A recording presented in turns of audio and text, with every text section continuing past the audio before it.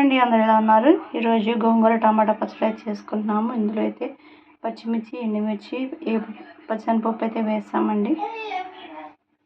ఇవైతే బాగా వేపించాము.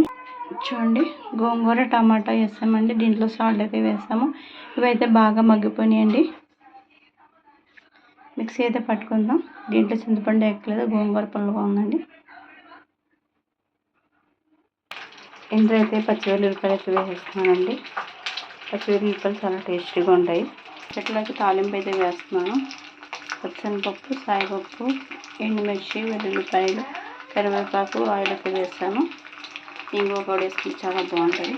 చూడండి, తాలింపు అయితే వేగిపోయింది. చూడండి, ఎంతో టేస్టీగా ఉండే గోంగూర టమాటా పచ్చడి అయితే రెడీ అయిపోయింది. ఇందులో నెయ్యి వేసుకుని తింటే చాలా బాగుంటుందండి. ఎంతమందికి ఇష్టమో లైక్ చేయండి, షేర్ చేయండి, కామెంట్ పెట్టడం మాత్రం మర్చిపోద్దు. మా ఛానల్ సపోర్ట్ చేయండి. చాలామంది చూస్తున్నారు, సపోర్ట్ చేయట్లేదు. దీంట్లో ముక్కలు అయితే వేసుకుందాం. ఒక ముక్కలు ఇస్తానండి. వీడియో తింటే చాలా బాగుంటుంది.